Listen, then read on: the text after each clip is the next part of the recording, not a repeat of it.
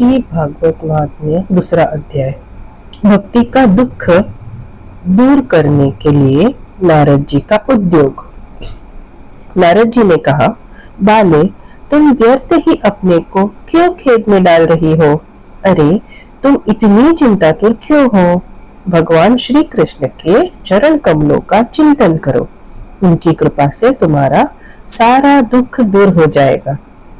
जिन्होंने कौरवों के अत्याचार से द्रौपदी की रक्षा की थी और गोप सुंदरियों को सनाथ किया था, वे श्री कृष्ण कहीं चले थोड़े गए हैं। फिर तुम तो भक्ति हो और सदा उन्हें प्राणों से भी प्यारी हो। तुम्हारे बुलाने पर तो भगवान नीचों के घरों में भी चले जाते हैं। सत्य, त्रेता और द्वापर, इन 3 युगों में ज्ञान और वैराग्य मुक्ति के साधन थे, किंतु कलियुग में केवल भक्ति ही ब्रह्म सायुज्य मोक्ष प्राप्त करने वाली है।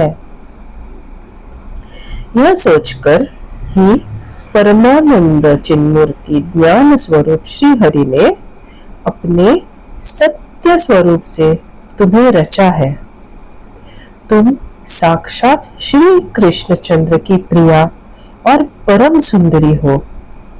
एक बार जब तुमने हाथ जोड़कर पूछा था कि मैं क्या करूं, तब भगवान ने तुम्हें यही आज्ञा दी थी, मेरे भक्तों का पोषण करो। तुमने भगवान की यह आज्ञा स्वीकार कर ली। इससे तुम पर श्री हरि बहुत प्रसन्न हुए और तुम्हारी सेवा करने के लिए मुक्ति को तुम्हें दासी के रूप में दे दिया और इन ज्ञान वैराग्य को पुत्रों के रूप में। तुम अपने साक्षात स्वरूप से वैकुंठ धाम में ही भक्तों का पोषण करती हो। भूलोक में तो तुमने उनकी पुष्टि के लिए केवल छाया रूप धारण कर रखा है। तब तुम मुक्ति, ज्ञान और वैराग्य को साथ लिए पृथ्वी तल पर आई और सत्ययुग से द्वापर पर्यंत बड़े आनंद से रही। कलयुग में तुम्हारी दासी मुक्ति पाखंड रूप रोग से पीड़ित होकर क्षीण होने लगी थी, इसलिए वह तो तुरंत ही तुम्हारी आज्ञा से वैकुंठ लोकों में चली गई। इस लोक में भी तुम्हारे स्मरण करने से ही वह आती है और फिर चली जाती है, किंतु इन ज्ञान वैराग्य को तुमने पुत्र मानकर अपने पास ही रख छोड़ा है। फिर भी कलियुग में इनकी उपेक्षा होने के कारण तुम्हारे ये पुत्र उत्साहहीन और वृद्ध हो गए हैं। फिर भी तुम चिंता न करो, मैं इनके नवजीवन का उपाय सोचता हूँ। सुमुखी, कली के समान कोई भी युग नहीं है। इस युग में मैं तुम्हें घर घर में प्रत्येक पुरुष के हृदय में स्थापित कर दूंगा। देखो, अन्य सब धर्मों को दबाकर और भक्ति विषयक महोत्सवों को आगे रखकर यदि मैंने लोक में तुम्हारा प्रचार न किया तो मैं श्री हरि का दास नहीं। इस कलियुग में जो जीव तुमसे युक्त होंगे वे पापी होने पर भी बेखटके भगवान श्री कृष्ण के अभय धाम को प्राप्त होंगे। जिनके हृदय में निरंतर प्रेम रूपिणी भक्ति निवास करती है, वे शुद्धांतकरण पुरुष स्वप्न में भी यमराज को नहीं देखते। जिनके हृदय में भक्ति महारानी का निवास है, उन्हें प्रेत, पिशाच, राक्षस या दैत्य आदि स्पर्श करने में भी समर्थ नहीं हो सकते। भगवान तप, वेदाध्ययन, ज्ञान और कर्म आदि किसी भी साधन से वश में नहीं किए जा सकते। वे केवल भक्ति से ही वशीभूत होते हैं। इसमें श्री गोपीजन प्रमाण है। मनुष्यों का सहस्त्रों जन्म के पुण्य प्रताप से भक्ति में अनुराग होता है। कलियुग में केवल भक्ति ही सार है। भक्ति से तो साक्षात श्री कृष्णचंद्र सामने उपस्थित हो जाते हैं। जो लोग भक्ति से द्रोह करते हैं वे तीनों लोकों में दुख ही दुख पाते हैं। पूर्व काल में भक्त का तिरस्कार करने वाले दुर्वासा ऋषि को बड़ा कष्ट उठाना पड़ा था। बस व्रत, तीर्थ, योग, यज्ञ और ज्ञान चर्चा आदि बहुत से साधनों की कोई आवश्यकता नहीं है। एकमात्र भक्ति ही मुक्ति देने वाली है। सूत जी कहते हैं, इस प्रकार नारद जी के निर्णय किए हुए अपने महात्म्य को सुनकर भक्ति के सारे अंग पुष्ट हो गए और वे उनसे कहने लगी। भक्ति ने कहा, नारद जी आप धन्य हैं, आपकी मुझ में निश्चल प्रीति है। मैं सदा आपके हृदय में रहूंगी, कभी आपको छोड़कर नहीं जाऊंगी। साधो, आप बड़े कृपालु हैं। आपने क्षण भर में ही मेरा सारा दुख दूर किया, किंतु अभी मेरे पुत्रों में चेतना नहीं आई है। आप इन्हें शीघ्र ही सचेत कर दीजिए, जगा दीजिए। सूत जी कहते हैं, भक्ति के ये वचन सुनकर नारद जी को बड़ी करुणा आई और वे उन्हें हाथ से हिला डुलाकर जगाने लगे।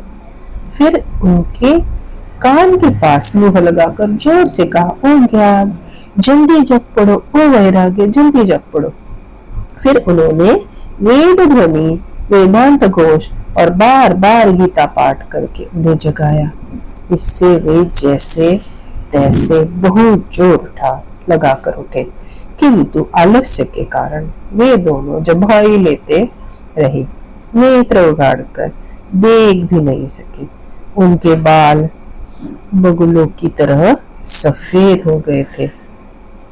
उनके अंग प्राय सूखे काठ के समान निस्तेज और कठोर हो गए थे। इस प्रकार भूख प्यास के मारे अत्यंत दुर्बल होने के कारण उन्हें फिर सोते देख नारद जी को बड़ी चिंता हुई और वे सोचने लगे, अब मुझे क्या करना चाहिए। इनकी यह नींद और इसमें भी बढ़कर इनकी वृद्धावस्था कैसे दूर करे। शौनक जी इस प्रकार चिंता करते करते वे भगवान नाम का स्मरण करने लगे। उसी समय यह आकाशवाणी हुई, मुने खेद मत करो, तुम्हारा यह उद्योग निसंदेह सफल होगा। देवर्षे, इसके लिए तुम एक सत्कर्म करो। वह कर्म तुम्हें संत शिरोमणि महानुभाव बताएंगे। उस सत्कर्म का अनुष्ठान करते ही क्षण भर में उनकी नींद और वृद्धावस्था चली जाएगी तथा सर्वत्र भक्ति का प्रसार होगा। यह आकाशवाणी वहां सभी को साफ साफ सुनाएगी।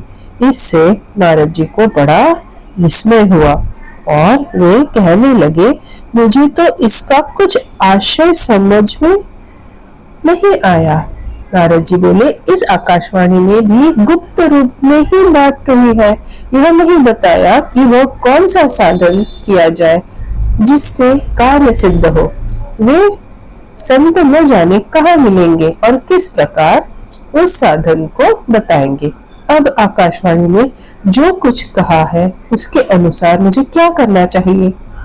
सूत जी कहते हैं, शौनक जी तब ज्ञान वैराग्य दोनों को वही छोड़कर नारद मुनि वहां से चल पड़े और प्रत्येक तीर्थ में जाकर मार्ग में मिलने वाले मुनीश्वरों से वह साधन पूछने लगे। उनकी उस बात को सुनते तो सब थे, किंतु उसके विषय में कोई कुछ भी निश्चित उत्तर न देता। किन्हीं ने उन्हें उसे असाध्य बताया। कोई बोले इसका ठीक ठीक पता लगना ही कठिन है। कोई सुनकर चुप रह गए और कोई तो अपनी अवज्ञा होने के भय से बात को टाल टोल कर खिसक गए। त्रिलोकी में महान आश्चर्यजनक हाहाकार मच गया। लोग आपस में कानाफूसी करने लगे। भाई, जब वेद ध्वनि, वेदांत घोष और बार बार गीता पाठ सुनाने पर भी भक्ति, ज्ञान और वैराग्य ये तीनों नहीं जगाए जा सके, तब और कोई उपाय नहीं है।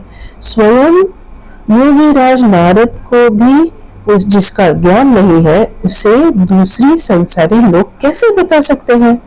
इस प्रकार जिन जिन ऋषियों से इसके विषय में पूछा गया, उन्होंने निर्णय करके यही कहा कि यह बात दुसाध्य ही है। तब नारद जी बहुत चिंतातुर हुए और बद्री वन में आए।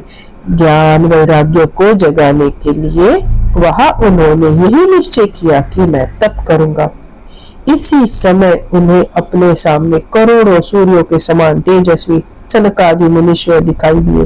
उन्हें देखकर वे मुनिश्रेष्ठ कहने लगे, नारद जी ने कहा, महात्माओं, इस समय बड़े भाग्य से मेरा आप लोगों के साथ समागम हुआ है।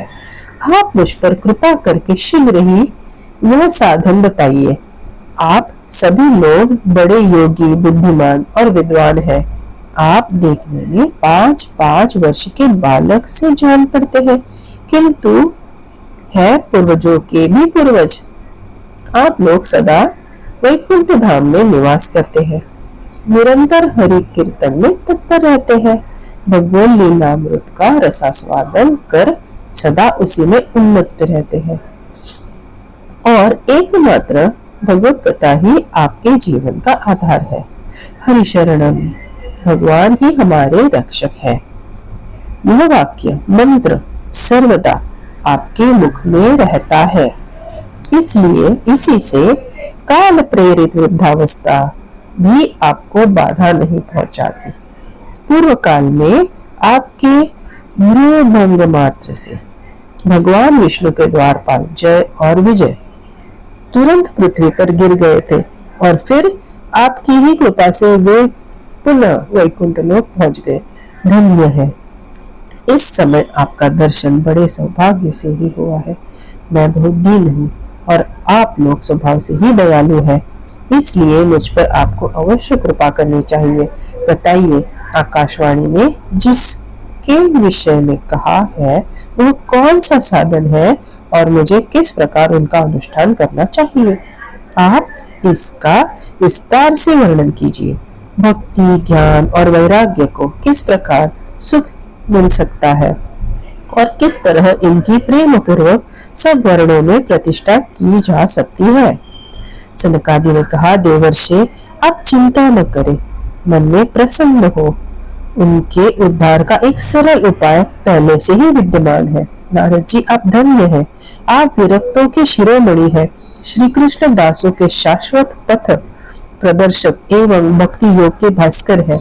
आप भक्ति के लिए जो उद्योग कर रहे हैं, यह आपके लिए कोई आश्चर्य की बात नहीं समझनी चाहिए।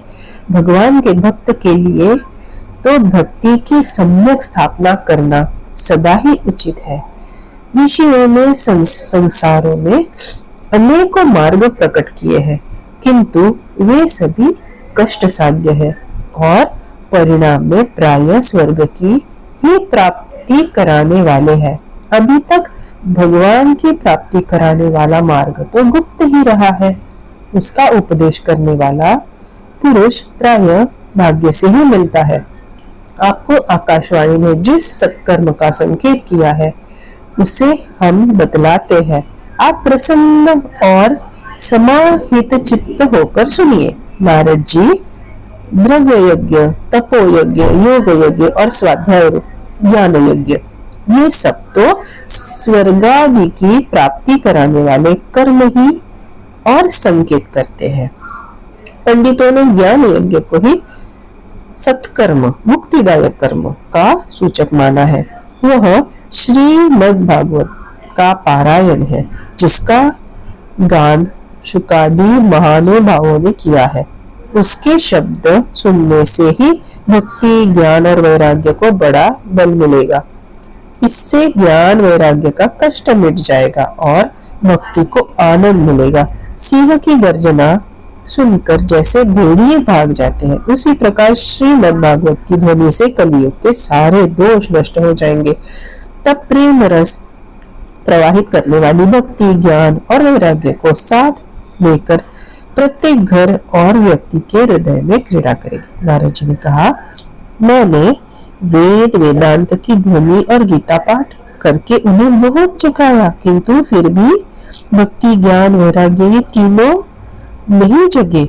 ऐसी स्थिति में श्रीमद् भागवत सुनने से वे कैसे चूकेंगे, क्योंकि उस कथा के प्रत्येक श्लोक और प्रत्येक पद में भी वेदों का ही तो सारांश है। आप लोग शरणागत वत्सल है तथा आपका दर्शन कभी व्यर्थ नहीं होता, इसलिए मेरा यह संदेह दूर कीजिए, इस कार्य में विलंब न कीजिए। सनकादि ने कहा, श्रीमद् भागवत की कथा वेद और उपनिषदों के सार से बनी है, इसलिए उनसे अलग उनकी फलरूपा होने के कारण वह बड़ी उत्तम जान पड़ती है। जिस प्रकार रस वृक्ष की जड़ से लेकर शाखा पर्यंत रहता है, किंतु इस स्थिति में उनका आस्वादन नहीं किया जा सकता, वही जब अलग होकर फल के रूप में आ जाता है तब संसार में सभी को प्रिय लगने लगता है। दूध में घी रहता ही है, किंतु उस समय उसका अलग स्वाद नहीं मिलता, वही जब उससे अलग हो जाता है तब देवताओं के लिए भी स्वादवर्धक हो जाता है। खांड एक के और छोर और बीच में भी व्याप्त रहती है, तथापि अलग होने पर उसकी कुछ और मिठास होती है। ऐसी ही यह भागवत की कथा है। यह भागवत पुराण वेदों के समान है। श्री व्यासदेव ने इसे भक्ति, ज्ञान और वैराग्य की स्थापना के लिए प्रकाशित किया है। पूर्व काल में जिस समय वेद वेदांत के पारगामी और गीता की रचना करने वाले भगवान व्यासदेव खिन्न होकर अज्ञान समुद्र में गोते खा रहे थे, उस समय आपने ही उन्हें 4 श्लोकों में इसका उपदेश किया था। उसे सुनते ही उसकी सारी चिंता दूर हो गई थी। फिर इसमें आपको आश्चर्य क्यों हो रहा है जो आप हमसे प्रश्न कर रहे हैं? आपको उन्हें शोक और दुख का विनाश करने वाला श्रीमद् भागवत पुराण ही सुनाना चाहिए। नारद जी ने कहा, महानुभावों, आपका दर्शन जीव के संपूर्ण पापों का तत्काल नष्ट कर देता है, पापों का तत्काल नष्ट कर देता है, और जो संसार दुख स्वरूप दावानल से तपे हुए हैं उन पर शीघ्र ही शांति की वर्षा करता है। आप निरंतर शेष जी के सहस्त्र मुखों से गाए हुए भगवत कथामृत का ही पान करते रहते हैं। मैं प्रेम लक्षणा भक्ति का प्रकाश करने के उद्देश्य से आपकी शरण लेता हूँ। जब अनेकों जन्मों के संचित पुण्य पुंज का उदय होने से मनुष्य को सत्संग मिलता है, तब वह उसके अज्ञान जनित मोह और मद रूप अंधकार का नाश करके विवेक उदय होता है।